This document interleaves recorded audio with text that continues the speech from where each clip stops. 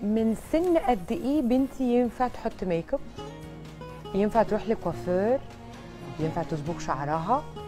لانه انا شخصيا كرضوى عندي مشكله، يعني انه لا، يعني انا بقول لما تبقى 16 سنه. اوكي. فابتديت ابص حواليا، لقيت الوضع مختلف، الاقي البنات بقى عندها 10 سنين يا ريهام تحط مانيكير. فانا بنتي الكبيره بتقول لي طب احط مانيكير في البيت؟ ولا لا ما ينفعش، سوري. انا عامله ماسكه في نفسها شويه. هل ده صح ولا هل ده غلط؟ احلل لك الموضوع ده بطريقه بسيطه. الاول انت بتقولي لها ما تحطيش مانيكير ليه؟ كأم ليه؟ ايه السؤال بقى؟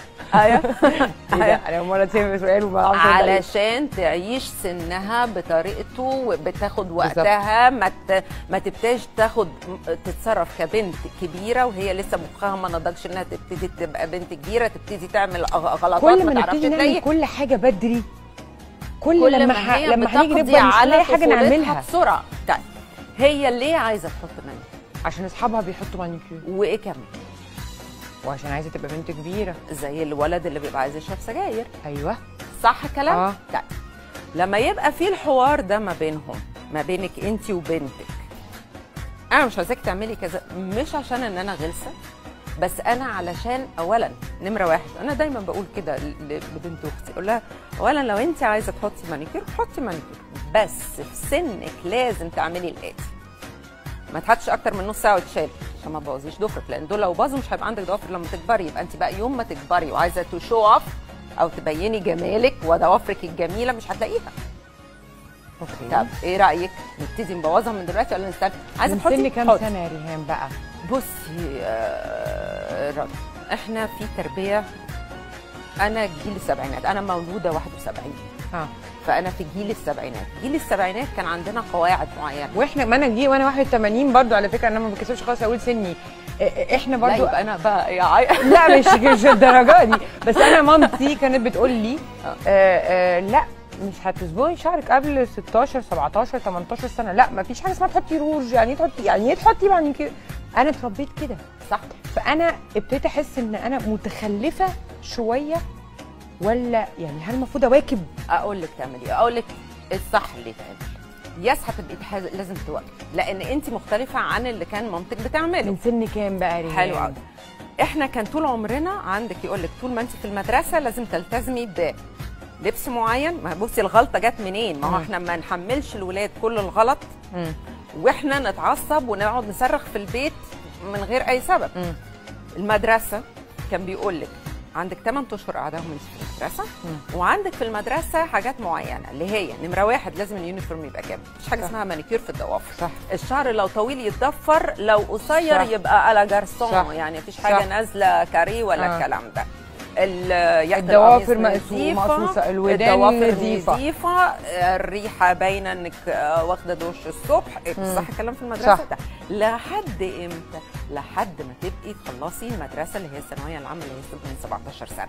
يبقى احنا متربيين على انك اعملي كل اللي انت عايزاه بعد ما تخلصي التعليم الاساسي بتاعك او المدرسه. احنا متربيين يعني. انا فاكره يوم ما خدت ثانويه، يوم ما طلعت نتيجه ثانويه عامه، هي ده اليوم اللي رحت قصيت شعري. وانا كمان طب الامهات بقى الحديثه، احنا دلوقتي في 2017. الامهات الحديثه بقى معلش فيها مشكله انا بلاحظها في الامهات. يستسهلوا بيستسهلوا. انت عايزه حطي عايزه تاكلي بايدك كلي بايدك، هو هتفضل واقفه وراها تعلمها ازاي تمسك بالشوكه والسكينه؟ لا ليه؟ كلي، مش عارفه تاكلي كلي بايدك. الامهات بتاعتك برضه ما جاوبتنيش. يبتدوا يحطوا مانيكير من سن كام تبتدي توديها الكوافير؟ احنا في 2017 يا ريهام. هل هنروح للمدرسه القديمه بتاعتنا نفضل متمسكين بيها ولا؟ لا ما ينفعش. ما ينفعش. هتبتدي كالاتي: من وهي صغيره في المناسبات، انا بلعبها دايما مناسبات. وهي صغيره عندها 10 سنين مثلا؟ من وهي عندها 3 4 سنين. ها يا ستي، احنا عندنا فرح، ابتدي الاول بالحاجات الكبيره. في فرح تعالي نروح نعمل شعرك. اولا لازم تعلميها عشان تطلع بنت. يعني ما ينفع يعني تطلع بنت واخده بالها من مظهرها، تحس ان انا بتكلم على البنات تحس ان مظهرها ده شيء مهم جدا ومكمل لحياتها. فاحنا عندنا فرح، تعالي نعمل شعرنا. اوكي ماشي من وهي صغيره مفيش مشكله لغايه ما هي اللي هي تبسطها مش تبقى قاعده تعيط عشان حد ماسك لها شعرها. اوكي خلاص ماشي.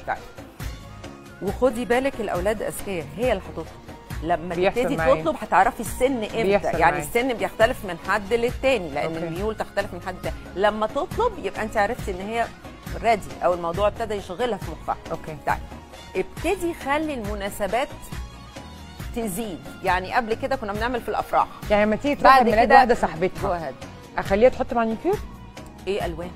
حبيبتي عايزه تحطي مانيكير؟ ايه الالوان؟ حطي شفاف.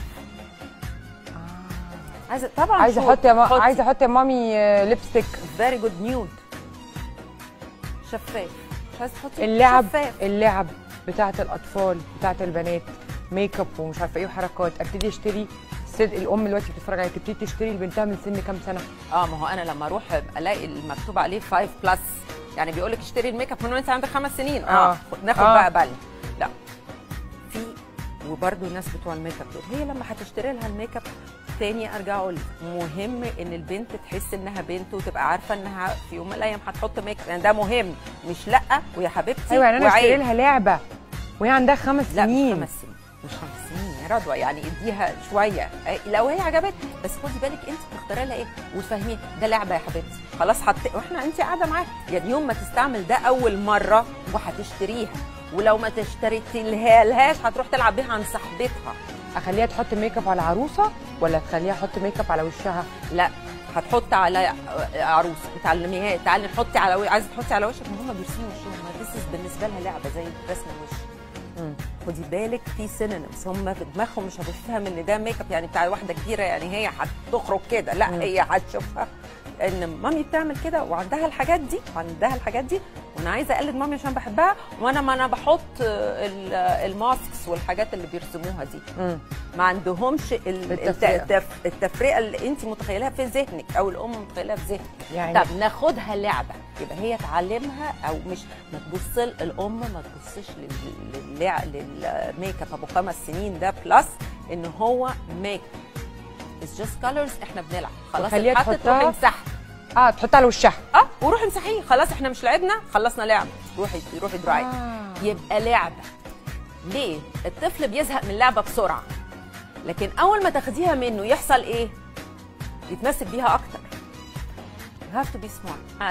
لو هي من وهي صغيره مسكت فيها عشان هي صاحبتها ماسكه فيها لان هي شافتها عند صاحبتها، لا تعالي this is a game، دي لعبه، تعالي نلعب، روح اغسلي وشك لانها اللعبه يبقى اتكلم عليه كانه اللعبه، مش دي حاجات الكبار، لان انا اللي بدخل في دماغها كده. انت بتعملي حاجات الكبار، انت لسه صغيره على كده.